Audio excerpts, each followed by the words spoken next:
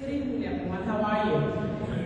It is such an honor to be here. I've called the nation's capital my home for the last 55 years, and I'm not always able to put that information out there. But I'm very excited for this opportunity. For the better part of the almost a decade now, I've spearheaded a mental health organization that has been on the ground in a lot of the communities that we understand these crimes and our troubled youth and families to reside in.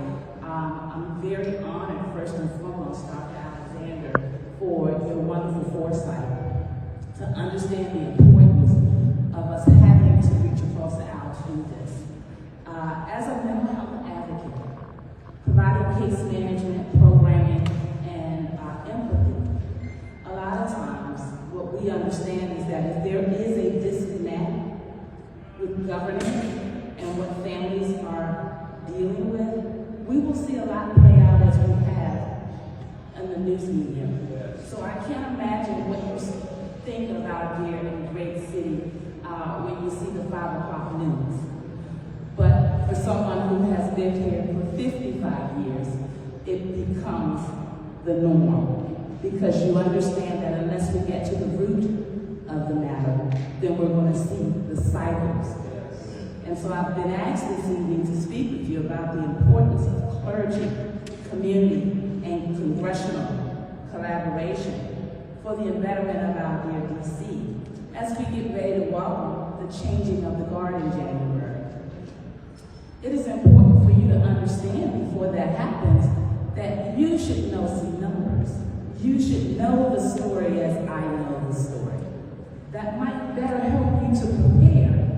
And most importantly, it would help you to be obedient to your calling, as I have been for the better part of a decade. See, I'm the daughter of schizophrenia, long before we understood what that fancy word means. I was just the daughter of the crazy lady. I mean, can we talk this evening? Yeah. We're talking about education, wonderful police captain mentioned reset. I love the word reset.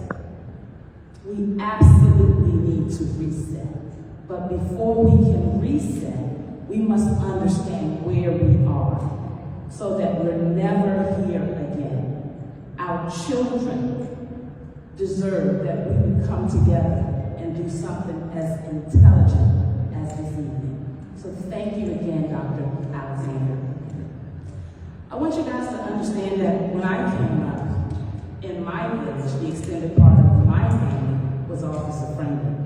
And I can't imagine, as a little girl, being raised in Ward 8 Southeast DC, how I might be standing before you today had I not had such a wonderful and obedient extended family. And so I'm so appreciative when I hear the pastor mention the Department of Youth and Rehabilitative Services. One of the things I understand as a mental health advocate is that the red flags are prevalent when we have 12 and 13-year-olds committing murder and carjackings. See, we don't need it to show up on the news, those of us that are here. We understand when the writing's on the wall.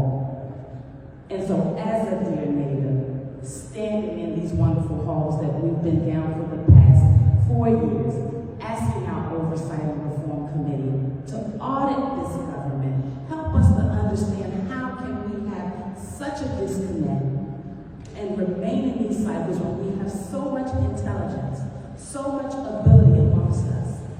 And so I'm excited to bring the church family back to the doors. For many, especially in the African American community, the churches represent the backbone of our communities. And for far too long, that backbone has been absent. The doors have been closed. Our community relationship with our dear police. Can you imagine walking into a 2024 community talking about officer friendly? They think I'm pretty corny. But there's a method to the madness. You see, I'm old enough to understand and just young enough to still be connected. Because in our communities, there must be trust. If there is no trust, we don't go forward amicably. And so I'm wonderfully proud that God has called me to serve. I understand the mission. I have the assignment.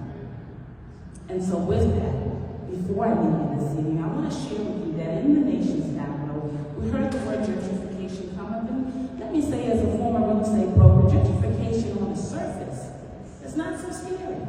You know, it shouldn't be, because in order to move forward, we must have growth and progress and thriving schools and education for all. There must be an equity that is preserved.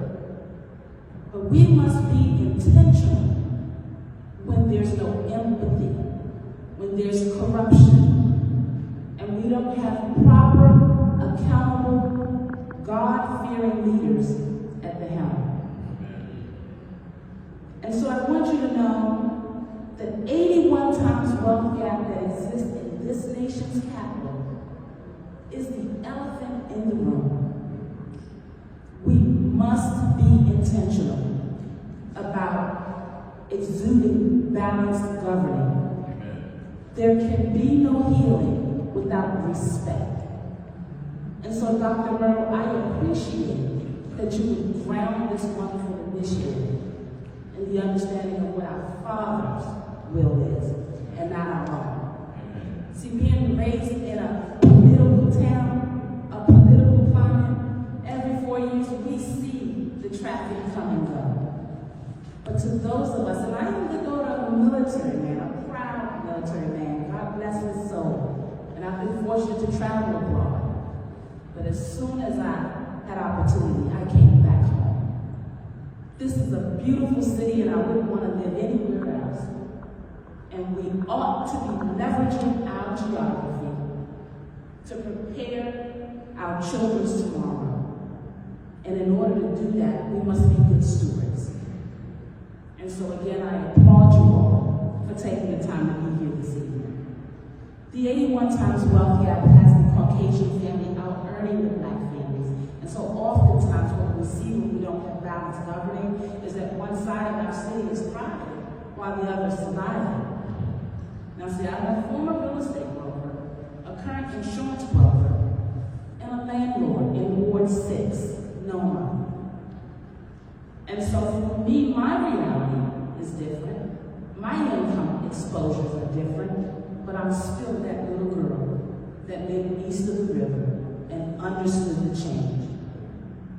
And so I bear the responsibility to make certain that you understand that our beautiful DC will be beautiful once more.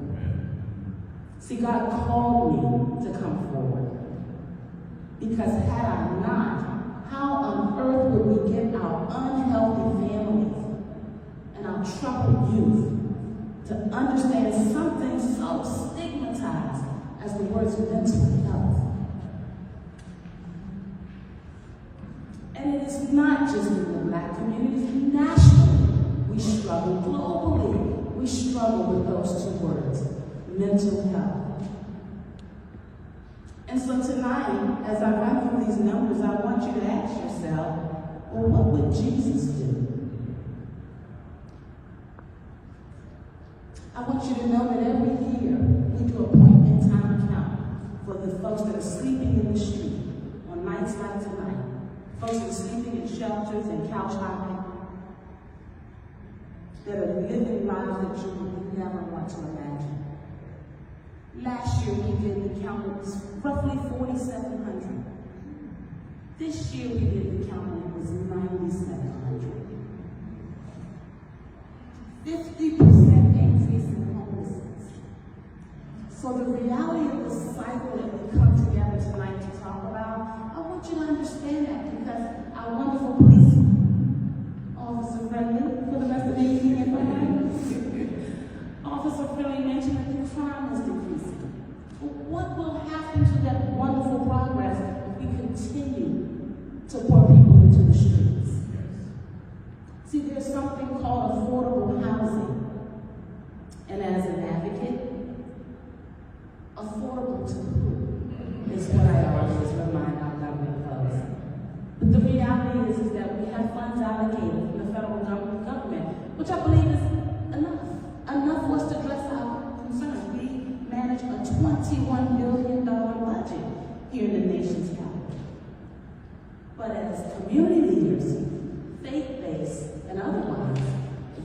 hold our governing leadership accountable, then they would allow you to believe that we are just a mess. Things are just awful. And that is why it's important that we spend this time together and that we continue to do so. God is working. And so I want you to know that the housing voucher list for affordable housing in 2022 showed numbers of 40,000.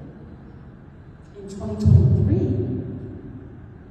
we had officials, employees selling vouchers out the back door. So what would you imagine our numbers to be in 2024? They didn't decline. They increased.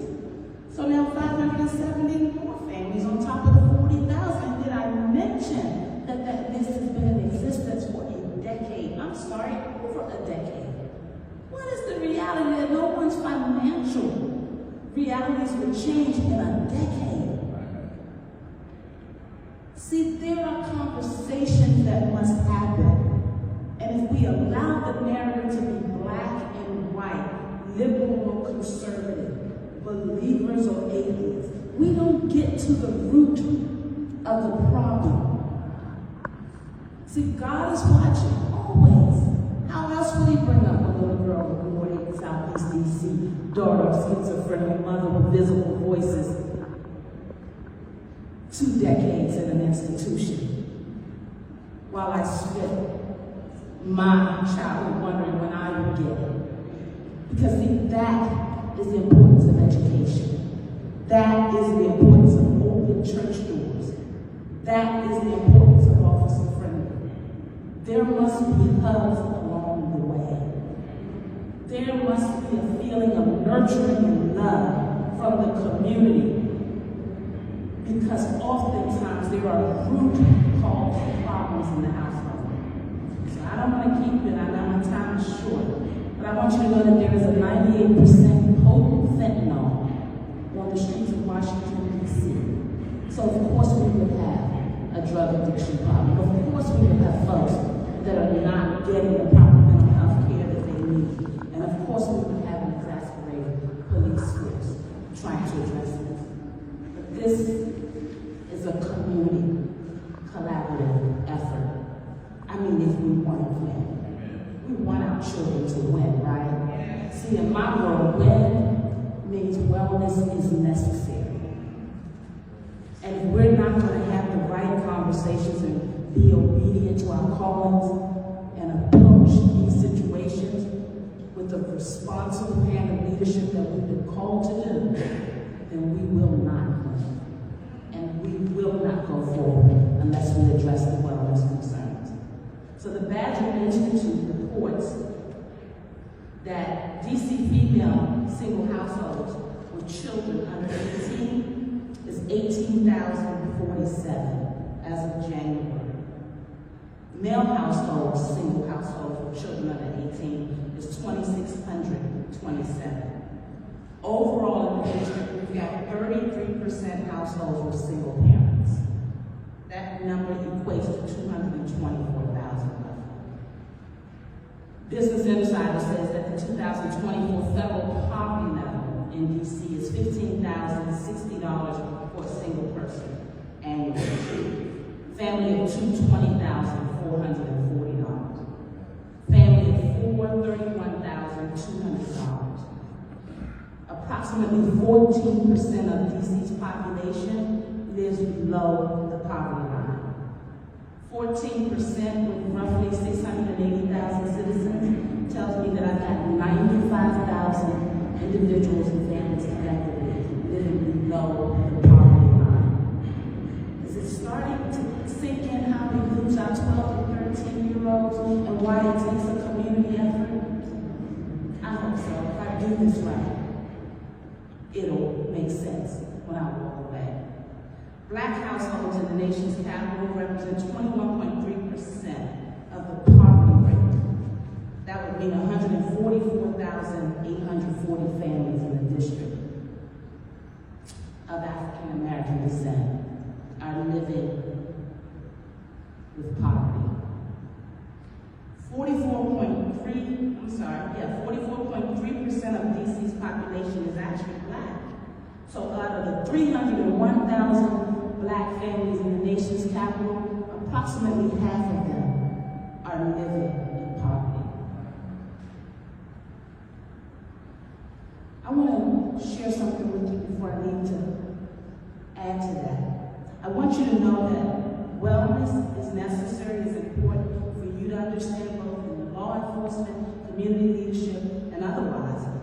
50% of all lifetime mental illness begins by the age of 14. 75% begins by the age of 24. CDC tells us that the suicide rates are going up again, and we're out of the pandemic. It says that the males make up 50% of the population, but nearly 80% of the suicide rates. People 85 and older had the highest rate of suicide in 2022. Firearms were the most common method used in suicides. More than 50% used in 2022 alone. So I want you to know that the most dramatic increases among our minority kids in suicide left us with the second leading cause of suicide happening between ages of 10 and 14 and 25 and 34. And three